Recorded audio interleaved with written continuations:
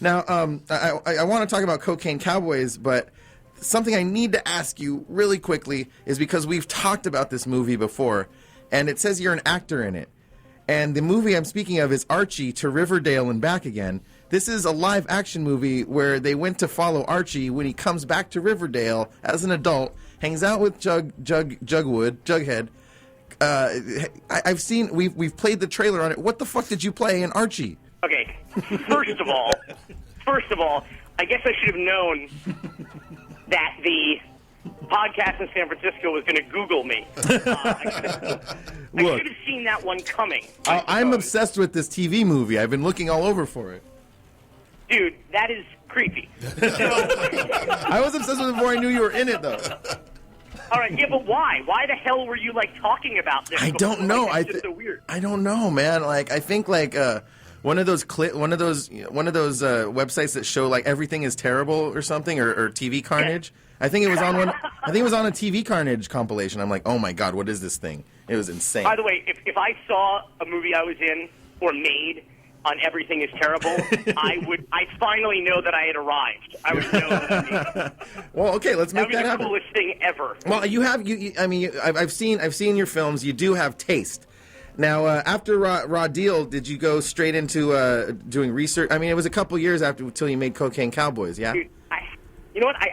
I never get a chance to talk about this, so I want to answer your question about the Archie. Oh, please. Oh, Archie, yeah. I thought you got mad at me, so I skipped it. But please tell me about Archie. It's hysterical. I think it's, well, you know what? I was a kid, and in Miami, there was a lot of, TV and film work going on down here at that time in the 80s, and, Miami Vice was filming here. There was a lot of that kind of stuff was happening. It was very exciting down here in the film and television world. And so I, as a kid, would go out and audition. I was not very athletically inclined. My brother was the athlete in the family. He was a very gifted athlete and excelled in every sport.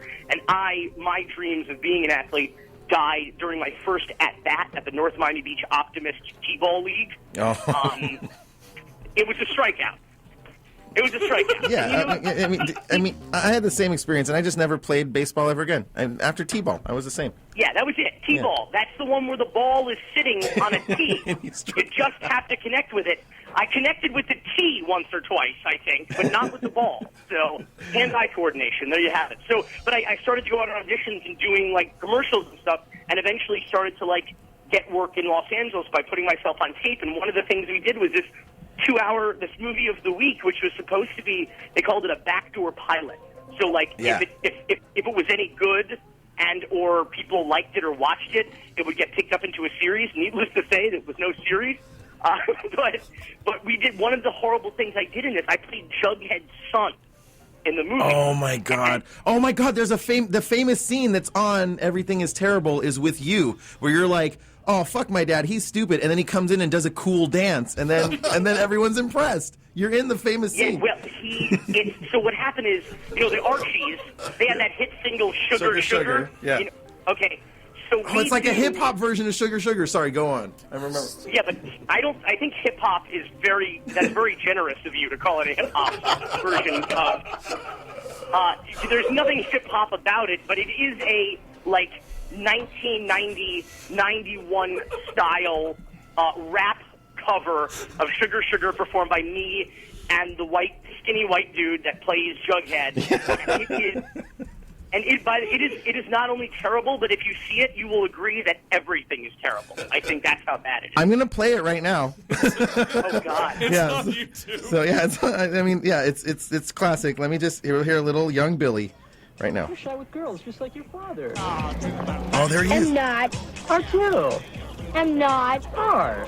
I got to say, acting as a little shit, you did a really convincing job back then, dude. I'm still a little shit.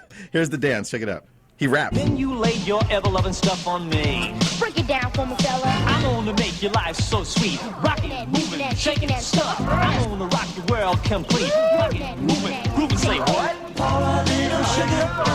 Billy, everybody, that was amazing. You're rapping. That's early hip hop right there. That's like LL Cool J stuff. It doesn't answer the question that you have watching every musical, which is how the hell did they suddenly come up with this song and this choreography all of a sudden? So how did we know that? You're just another big shot Hollywood actor that thought he wanted to be a director like Ron Howard. Then now we know the truth.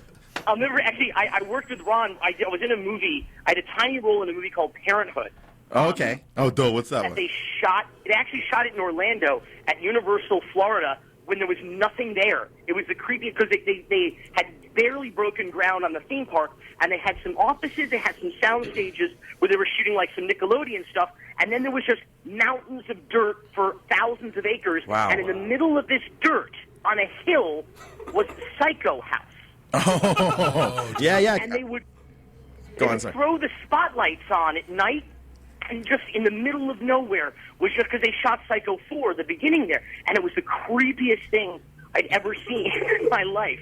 Oh, and my so I God. worked with Ron Howard in that movie. I'm the kid at the birthday party who says, "That's the schmuck who brought the horse, and let's go watch the horse." Oh, my God, that's you. Holy crap. Oh, it's all coming together now. You are the perfect guest for any podcast ever. It's coming together now. Dude, you know? my mother was beside herself. She's like, "I can't believe Opie is making my son curse in a movie." Was so upset. was that dirtbag Clint Howard just hanging out, like smoking doobs, drinking beers on the set? He's so cool. He talks about the ultimate guest for a podcast. Clint Howard. I know, right? But everybody was there. It was like Rick Moranis, and I would like love Little Shop of Horrors when I was a kid. Oh, yeah. And Diane Wiest and Keanu Reeves. Was What was Keanu like?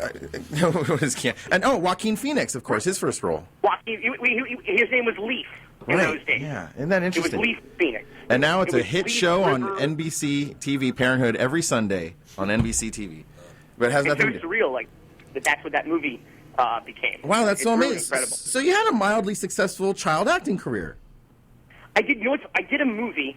All a from Roger Florida, which is Corman pretty movie, amazing. Oh, go on. Everybody has to do a Roger Corman movie, right? Uh-huh. Like, Yeah. Even Ron Howard did a bunch of them. Yeah, I think that's how he started as a director, getting directing gigs. Right. So I was a young actor in a Roger Corman movie. I remember we shot this movie. He had New Horizons Pictures, and he would shoot Roger Corman 12 movies a year, one a month, and the crew would just move on to the next movie after 4 weeks. And we had a slight problem because the Rodney King verdict happened while we were shooting this movie, and we were on lockdown. There was a curfew because the riots had broken out, and so we couldn't go and shoot the movie. And it really threw. We had to finish the movie with a skeleton crew, but with Alan Thicke plays my father in this movie. Shit. Yeah. It's awesome. And then Corey Feldman is in it. Oh shit! What is this? Amy Dolenz is in it. Mickey Dolenz? Amy Dolenz. Oh, Amy Dolenz. Okay. Beautiful, beautiful daughter. Oh yeah. And, George Gaines plays my grandfather, the Punky. Yeah. Punky. Oh my God! Punky Brewster's adopted. That guy's still alive. What was that movie called? It was called Stepmonster. Stepmonster. And Okay. It used to be on Disney Channel like every Halloween. But this is the funny thing. Well, first of all, I remember Corey had like this group of kind of recovering drug addict, like former child actors who they would like visit each other on set. You know, they would like they were kind of a roving support group. You know, whenever one of them was working, the other guys would come and visit them, and I don't know if they were having like an AA meeting in the dressing room or passing the bong. Was or it whatever they were was doing. it like a Haim and Brandis and all those kids? Who was it? I don't, you know, it was. I never saw Haim, and it, probably people I don't even really remember because I was so in awe of the whole. I mean, like I was a big Goonies fan, you know. So like so I'll never forget this day. My mom is standing there, and Corey puts his arm around me, and he goes, and he says to my mom, he goes, Billy's so cool. He reminds me so much of me when I was his age. and my mom, completely straight faced, looks at him and goes, "Oh shit, I hope not."